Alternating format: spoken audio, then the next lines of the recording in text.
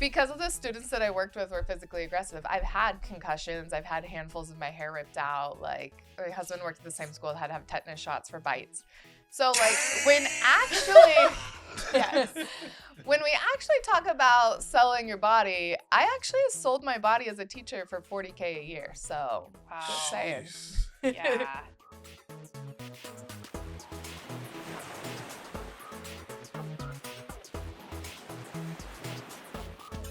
Hello, everybody, and welcome back to the Delulu Canoe podcast. Woo-hoo! We are back. We are ready for some fun times today, whitewater rafting in our canoe. We have with us, joining me as my producer, is Cosmo from The Cosmo Show. Yo, how's it going?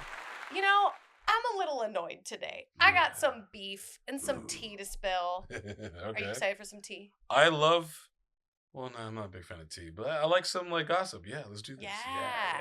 But we also have a guest with us here today who's got a Delulu of her own. She has been on Dr. Phil, People Magazine, TMZ, Prime Video, what? And the New York Post. We got a former school teacher turned model, Courtney Tillia. Yay, thank you so much for having me. Thank you for being here. Thank you. We're so excited for you to just tell us a little bit about you and tell us a little bit about your Delulu, because you had one that really piqued my interest. Okay. It actually got me kind of cranky. So that's why It gets me fired up so fast. Cranky today. Yeah, I don't blame you. You told me that one thing that you really wanted to talk about that was on your mind is fake media. Yeah. Oh. So I'm a former school teacher, like you said. I'm in the media all the time because I am actually a former school teacher. I taught for 6 years. I'm certified. I did all the tests. I'm still certified. Got a bachelor's, a master's, was a year away from my PhD before I dropped out. So I have the things. Yeah. But what has become a recent trend is girls making fake media to get a stir, to get a controversy, to get subscribers. Mm-hmm. And so I see it all the time, especially on World Star, where girls are paying for sponsored ads where they are pretending to be school teachers, and it is killing my soul. Whoa. It makes me so angry. One, because I actually am that. I did that. I'm certified as that. I have $150,000 student loan debt. And so it's a real life thing. Yeah. And so for people to be like, "Oh, that's a cute idea. That's fun. That might give me some subscribers." Kills me. One, because it's not true, but it also loses trust with everybody. And so now there's been a huge uphill trend of people who are like, "But were you actually were you actually that?" Mm-hmm. And I just firmly believe we are all unique enough and have our own story that you don't need to make something up to get some attention. Yeah, I find it to be so odd that there's this surgence, and it's not even just for teachers. Yeah, no, it's or not. People pretending to be teachers. It's a ton of girls saying that they were surgeons or doctors. Or they went to a hospital from doing a scene. I've seen a bunch of those recently. What? Yeah, have you seen those? Wait, explain it. Wait. So they're like, "Oh, I was a first-year college student and I filmed my first, boy-girl scene. And so it was so intense that I was in the hospital." And it's all fake. Wow. I've never heard that one, but that's I've seen terrible. several of them. Jesus. They're crazy. There's also been some recently that say that girls are quitting only because of finding Jesus. Yes. And listen, I am all for doing what you feel right and called to do. Mm-hmm. But again, it's a lie because they still very much have their link up in their pages. And it's, again, just trying to, one, stir up that subscribers, but also we already have so many people against us for being adult workers or having OnlyFans or having those platforms that it fuels that hate groups that already don't like us to be like, "Oh, I told you what you were doing was wrong." Mm-hmm. And I'm like, we already have enough of that. We're good. We don't need any more criticism. I don't need that. We don't need any more. But it's so frustrating because it totally devalues when people are telling the truth in media or however they want to go out and say, "Hey, I did come." The trope that I used for the longest time was working at the Walt Disney World theme park, and now I, do only flapjacks. And that was my trope, which I'm lucky that no one else has really borrowed that trope because it's really hard to be a face character at Walt Disney. Yeah. Like, it's not an easy thing, but it still is so frustrating because even I get people that try to poke holes in my theory, and I'm like, I have the photos. I have my ID from working there. I do too. Like, I don't know what else you want from me without Yeah. doxing myself that it's like, that's something I did. And Yeah. it is so frustrating seeing other women or men in our industry just going for the clickbait harder than ever before because Yes. it devalues our stories, but then also it makes them look dumb. Yeah. Like, just pick something else. Like, there's got to be something else interesting enough about you that you don't have to fabricate something just to get attention. That's what I'm saying. You're unique enough and have a great enough story. And honestly, the media will already take something, it's like a game of telephone, and turn it like what you said. And I don't even think it's necessarily malicious always, but I think it just like it gets maybe sometimes, but like I think it just like a game of telephone you like mishear. Like there's many articles that say I was a Catholic school teacher, and in fact I was never that. I never stated I was that.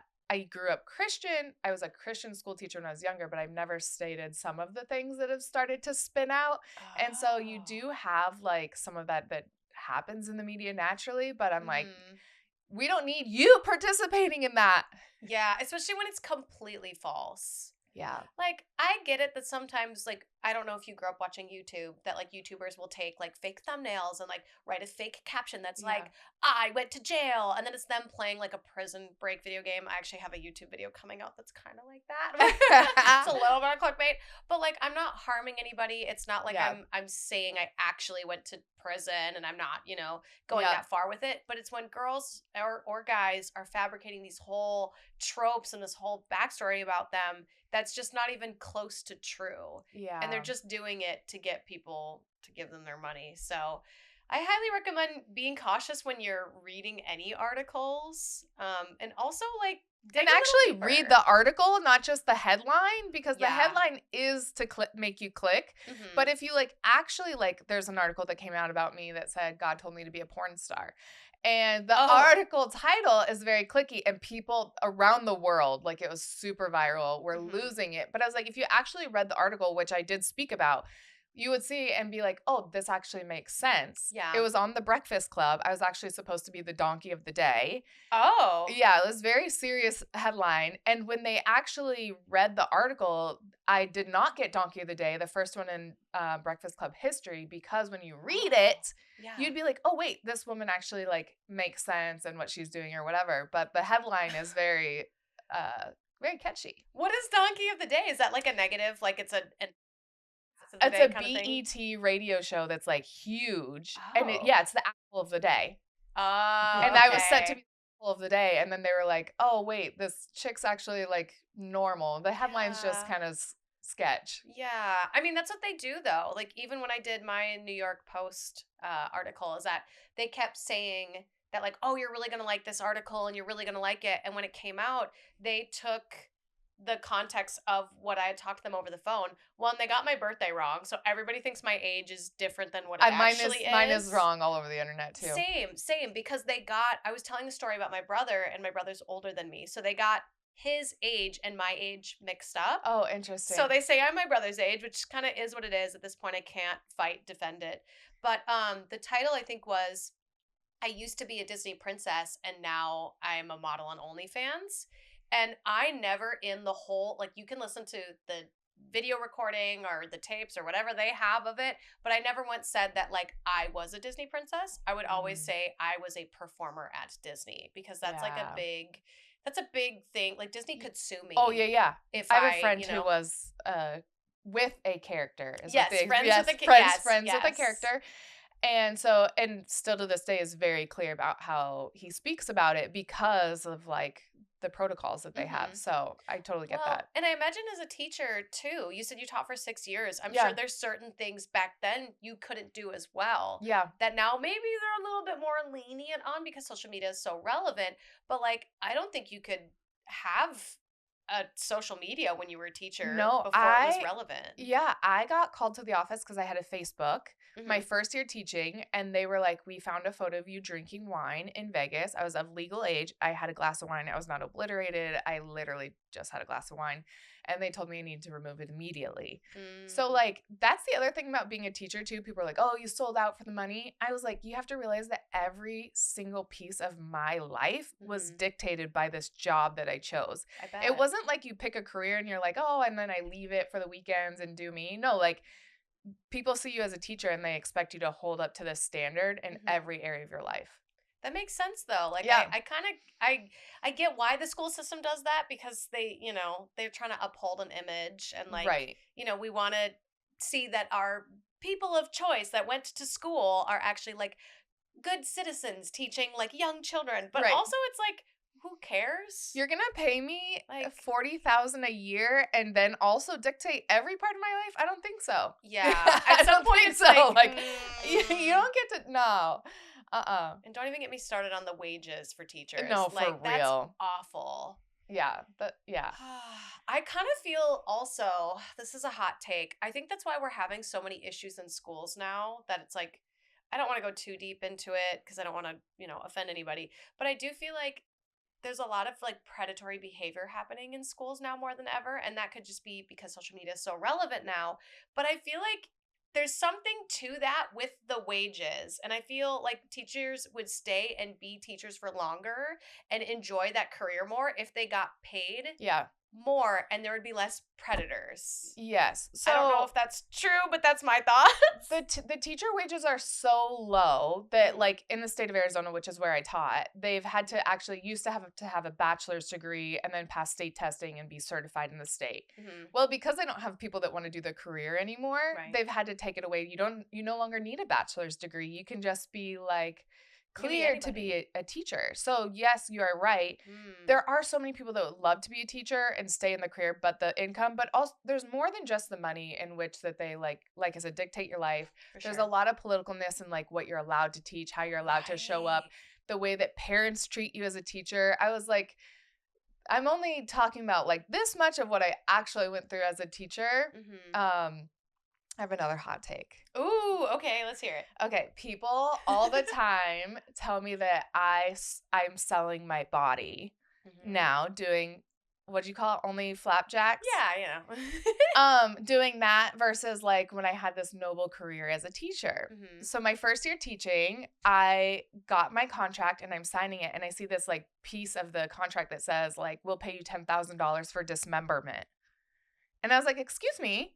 What is this? And he was like, oh, you know, like if you lose your finger while teaching these students, or like you get your finger bitten off, or like you lose a limb or something, like we'll pay you $10,000.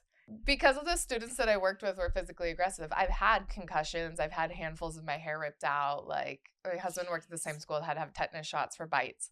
So like when we actually talk about selling your body, I actually sold my body as a teacher for $40,000 a year. So just saying. Yeah.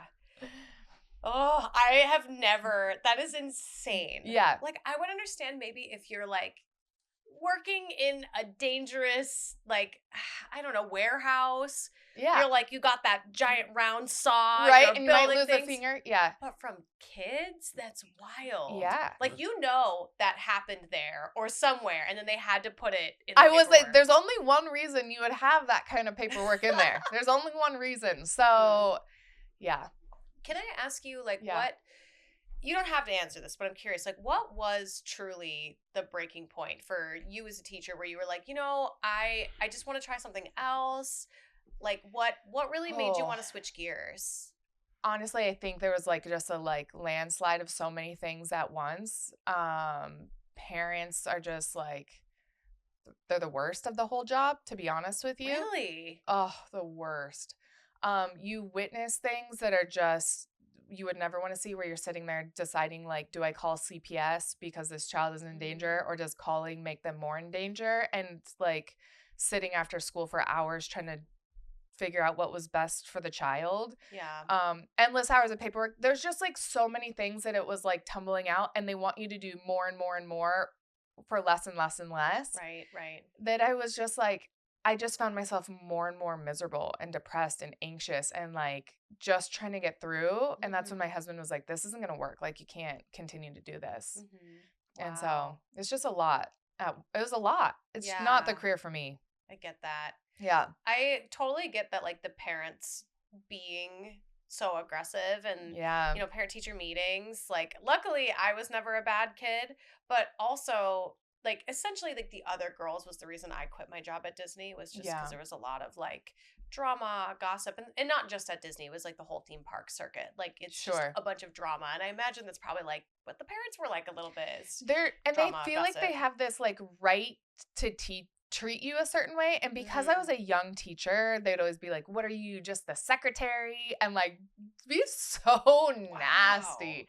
Or like have an expectation for you to essentially raise their child. Potty train them, get them to do things that was like absolutely part of their parenting. And I'm happy to help. I'm happy to assist in all those things. But if you weren't getting it 100% at school, like it was like nasty phone calls, emails, calls to the principal. Yeah, all kinds of stuff. Well, I'm so happy that you found your way out of that. Thank you. In a better environment. Yeah, now, me too. I want to go back to your second Delulu about the trope from girls going from corn to Jesus. Yes. That's actually we've actually talked about it a couple of times with other creators on here because like it's so relevant in the news right now. Yeah. Because like two really big I have an article coming out about it. Do you? Yes, because it makes me so have a feeling about it. Interesting. Well, by the time this comes out, it'll probably already be out. Yeah. But that's really cool that you already have put out a piece on it. So yes. I guess, is there any way without saying too much of what you put in the article, like where your feelings are with it? So obviously, like, I'm very supportive of whatever people feel is best for them. If it is true that you are like, ooh, I don't feel good about this, I actually never really enjoyed this, and this isn't the path for me. Absolutely. That's what I did as a teacher, right? For sure. What I'm noticing, though, is more true is that society has put so much shame on us for how we show up. And it can be, you don't even have to have an only flat jack. But, like, it's our body. It's our expression. It's wearing a crop top. It's wearing makeup. It's, like, anything that we have so much shame on women that what's happening is that some of these creators are eventually filled with so much shame that has been pushed upon them that's not even their own or anything like that, that they just are like, I've just had enough of dealing with that stuff that I'll just quit in the name of that. Which I understand. Like, it's a lot. You have to have thick skin to be on social media because no matter how good you are at something, there's always someone tearing you down or saying you're bad at it or making fun of you. And I even myself am not the best at dealing with comments. Like, I don't get mad at people, but it definitely, like, I carry it with me. And I think a lot of creators do. Yeah. But the idea of, like, completely quitting is also shocking to me. And then them going from, like, far corn, like full blown, like putting everything out there on the internet, which I have no issue with corn stars. I think they're great, especially when they set boundaries and they love the boundaries that they have set for them. But when you push yourself that far and then they're going all the way to the other side with like Christianity and completely quitting everything to just like, they found Jesus, which I really do hope for them. I've said this multiple times, but I hope that this is what makes them happy, and I really hope they're not using it as clickbait. Yeah. Today's episode of the Delulu Canoe podcast is sponsored by Loyal Fans. Have you ever wanted a little bit more of a content creator, and you were wondering where you can go to support them? Consider joining their Loyal Fans. It is a great place to connect with your favorite creators, get to know them a little bit better. You can discover new creators also by checking out their audio store and their video store. So once you join Loyal Fans and you make a platform for yourself, you then can find other creators from around the world that are making content, and by looking up different hashtags of different type of content that you enjoy. So I highly recommend going to Loyal Fans, looking up hashtag Dare Taylor or looking up hashtag cosplay so you can see a little bit more of me. Thank you so much, Loyal Fans, for sponsoring this episode and being so supportive and helpful to me in my Loyal Fans career. And let's get back to the episode. And my thing with it too, because on the Dr. Phil show, they brought somebody who was a former corn star turned very religious, had even written a book about it. Oh. My issue with that was that she was taking her experience and shaming people who were in it. and shaming people who enjoyed it. I very much enjoy the work that I do. I do some corn. And so like, I was like, if you actually believed in your Christianity and your beliefs and like helping people, shaming the people who are in it isn't the path. Right. And then also she had like written a book about purity. And I was like, interesting. Do you know what that word actually means? And this was after filming. I was so bummed. And she was like, I actually don't. I was like, because that word is used over young girls' heads. Like it was like tortured into me and a lot of people who are religious to where like it's like traumatizing. And I was like, I even thought my own period was wrong because of like what the church did. So it was like, you drilling people about purity when you don't even know what it is and just shaming people in it, love, this is not the path. I can't believe she didn't know. How could you write a whole book on it? Shocking. That's what, yeah. Wait, so you guys just went like backstage and you were like, hey fam, just wondering, like, do you even know what it is? And then she was like, no, I got nothing. So I was telling her the story, the one where I was like, church made me believe that my period was wrong. Yeah. And I hid it for so long from my parents because I was like, oh my God, I can't believe like I have this thing that's so natural. Yeah. Like, what am I going to do? I can't stop it. It's the sign of the devil. I know. And I was like, that's because of the church. Yeah. It wasn't because of schools or books I read. It was the church that taught me that. And this person has young daughters. And I was like, I just want to make sure that like, have your beliefs, your Christianity, whatever, but please don't put shame on their body. Like many of us are still trying to work through. Right. And I told her a story and she was like, oh my God, I don't want to do that to my kids.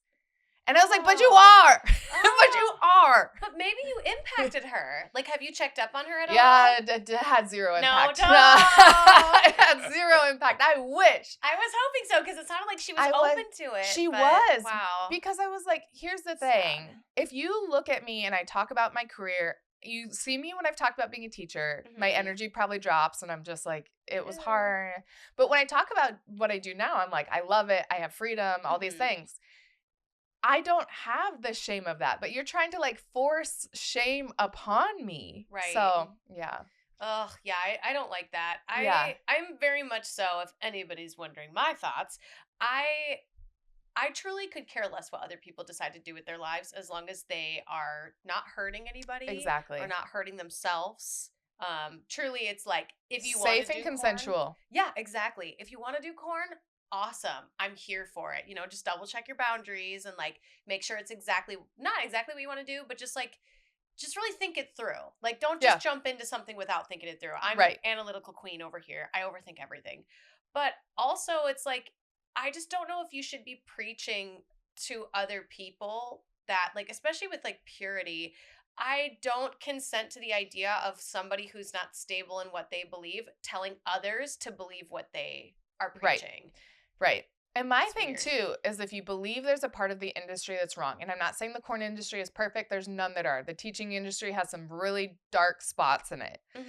But I still believe in teachers and I do a lot to give back to teachers between like, I've protested for teachers' rights for like higher pay. I have my own training course. I have other business courses for teachers to be able to make money. And I want to help them get out. Yeah. That's the difference. If you were in the corn industry and you're like, wow, there's a lot of, you know, things that are happening in there that maybe happened to me that I want to ensure that people are safe. Like, that's one way to do it that would be like actually have an impact in changing lives. Right. Yeah, I love that you're giving back. That's so interesting that you bring that up because I, at one point, was homeless. And Same. I actually, oh my God, high five for homelessness. Did you live out of your car? I was homeless once. Well, you're homeless too? Yeah, once when I was younger. Our house completely flooded. We lost everything. I didn't know that. Yeah, with kids. Like, it's actually in the news because we had to pass our kids through the window. We couldn't get them out. We couldn't get out the doors. Oh my gosh. I had no idea. Yeah. We had family that we were able to go with, but like, yeah. Wow. Unhomed. I didn't see that article. You didn't see that one? That's one of the few old. I must have That missed. one's really old. When was that? Like that was 5 years ago? 6 years 2015, 2016. Oh wow. Yeah. Okay. Interesting. Yeah, I had no idea. Mm-hmm. I lived out of my car for a little bit. Cosmo, did you say you You didn't live out of your car, but you definitely at one point were. I slept in the parks or at the girl I was seeing's car while she was at work or a friend's couch. Yeah. So if anyone's watching, don't let your current situation stop you from becoming what you want to become, because this whole setup, you sitting here, you sitting there, is proof that if you just believe in yourself and you keep your head down and grind it out, do whatever you got to do to get out of the situation, it always gets better. It's a little bit of delusional faith. A little Delulu faith. Delulu. That's why we're in the canoe. Right. But I also wanted to talk about, maybe not so much faith, but like the misconception of pitching in the media, because you are like the pitch queen. I am. Like you are so good at like selling yourself to these different articles, to like getting yourself on shows, that there's this idea that it's easy and that it's not hard. And there's a reason people hire outside support for it, because it is very time consuming. It can be quick. I've had articles like get picked. My very first New York Post article got picked up so quick. Other ones have taken time and energy and like long drawn out, like pitching. I was just on the Howard Stern show. Oh, wow. I know. And I had pitched that 6 months before they finally were like, we're ready to have you on. That's insane. Wow. And I had sent many emails, like following up. And so it does take a lot of time and energy. The amount of time that I've spent searching for like producer emails or journalist emails or like things like that, that it's like my little like treasure box of like things. Like it takes a lot of energy. It can be quick and it can also be a lot of work. Yeah, that's one thing I want to add to my personal like daily routine is like reaching out to these outlets, because like I've done a lot of like charity work too, but that stuff never gets picked up. They always want like something else that's a little bit more dark or a little bit more promiscuous, and like I would love for my charity work to get a little bit more attention. I know. And I think it's just because I'm not pushing it enough in the media. Yeah, I had a charity thing that was like so close to being picked up, and then they were like, it was actually TMZ. They were like, we love it. Like, and then they were like, oh, you posted about it already? We don't want it. Oh. I was like, but the account has like 300 followers. If you count that as posting it to somewhere, I'm like, I don't know that many people have actually seen it. But I hadn't even posted it on my main like at that time. So it is a lot. Yeah. And you have to have the thick skin too, because people will be like, no, or they just don't respond. And I have email tracking. So I'll see producers will open it like 15 times and you're like, oh my gosh, they're clearly interested. Why would you open it 15 times if you weren't? And then. Yeah, I got to get that email tracking. I still haven't done that yet. But it's the best. I actually really enjoy it because you'll see them like click it and like forward it on. So it's usually a really good sign, but sometimes it'll still like go dark. I'm not sure why. Interesting. Yeah. Huh. Yeah, I definitely like I'd reached out to you at one point for a little bit help and like guidance on how to get some media attention, and unfortunately I haven't followed through like 6 months later. But it's definitely a skill set. I even paid I don't even want to say how much because it's so much money. I paid $10,000 for an online course to teach me. People ask me all the time to do a course, and I've considered it. And you really should, because like this course I did take taught me a lot. Like they're literally the reason I got the New York Post article. Oh, amazing. They didn't do it for me, but they taught me the tools of like how to write like a good title for it, how to like put it all in one email so that way like there's a lot less emailing back and forth, and how to get them interested and how to find their emails. So I really did learn a lot. But man, I spent so much money on this course, and I'm not even pitching myself daily. So I'm kind of kicking myself for paying that much. Just to let you know, if you decide to start one, that people are willing to pay big money for it. So. Yeah. Yeah, I've considered it, and I was just like, I don't know. I don't know where I stand with it. Like, I definitely have helped. Like, I've helped you. I've helped some of my other friends, like, get media or, like, give my contacts, which is, like I said, my little treasure box. I'm like, I've worked years to get these contacts. Don't ruin it, you know? Yeah, like, and I'm, like, happy to, like, help people, but I'm just, like, I'm not sure where I stand with, like, obviously, I have a lot of courses, but I haven't fully decided on that. Wait, what courses do you currently have? You said you have a teacher course? I have, like, a business teacher to help teachers to get, like, whether it's, like, tutoring, like, not everybody wants to be only flapjack. And, yeah. but but everyone has a talent, I believe, whether it's like making jewelry or tutoring or something where they can make money outside of the classroom, and so helping them getting a business started. I have like course on like femininity for women, masculinity for men, being like in demand. I have my Only Flapjacks course, which has been in the media a lot. Okay, I love that. Yeah. I've thought about making one about like social media in general. Like we did a whole podcast episode, if you haven't watched it yet, where I talk about like if you're just gonna start taking social media seriously, here are some things to consider. And it was a long episode because I covered a lot without going too deep into like the algorithms. Yeah. But that's the hard thing about certain courses is that they're always growing and developing and changing with social media. Yeah. Do you find that that's a bit of a setback with your courses, or do you enjoy that things are changing so you can like really grab a new audience? Yeah, so I add to them as things change. So originally my Only Flapjacks course came out. It was a 1-hour course, and then I was like, wow, things have changed a lot, and there's things that I want to teach on, and so there's a whole nother hour course that's been added, and things have changed since then, so I probably need to add too. Yeah. But it was like a lot of people desiring to do it and not wanting their face seen or different things, and so like there's so many different like components that I needed to add.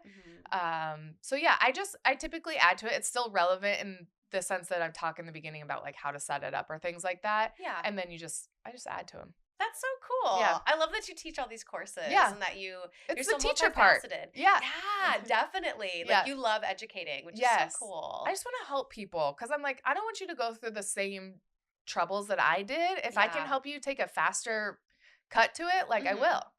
Well, that's super nice because a lot of girls in this community, not just girls or women, but I guess everybody, there's some, I would say, I don't want to use the word gatekeeping, but like, I can't think of any other word, where it's like they figure out something and they don't want to tell a bunch of people because they just don't want everybody to have success. But I don't think there's a limit. Yeah, exactly. Yeah. I was going to say, it's the saying of like, when the tide rises, all boats rise with it. That sounds good. Yeah, something like that, where it's like when all boats rise when the tide does. And it's the same thing with like, no matter what industry, like when someone else is successful, it gets more people paying attention to whatever it is that they're doing. And then it brings more consumers, audience, funding to that topic. Totally. Also, I think it's bad energy to like gatekeep, to like deny somebody the help or the like tools. If that's the case, then you believe that there's like some level of scarcity. Like there's been over 500 people have taken my Only Flapjacks course. And so like that's 500 people I've added to the platform. Yeah. If I believed in any sense that there was going to be a scarcity towards me making money, then I wouldn't have, like you wouldn't offer that kind of thing. But I don't believe in that. So I'm like, how can I help you to be successful too? Yeah, there's not enough of that positive out there. I feel like the more that we can spread the positive vibes of like, hey, but also I will say that there is an art form also to asking people for help because there's like a really positive way to ask for help and there's also a really negative way. Yeah, I've recently experienced the negative way. There was somebody who was viral in the media and I've been there so many times that I always, whenever I see it with a similar story, I check in on them because I know that it can be like great in a financial way and it can be draining and like you can feel like torn down by the hate and maybe family and different stuff like that. So I always will send a DM and be like, are you okay? I've been there before. If you need anything, happy to help. Yeah. So this person didn't respond to me at all during the like viralness. And so it was like 6-7 months later that they contacted me for my contacts because they wanted more media.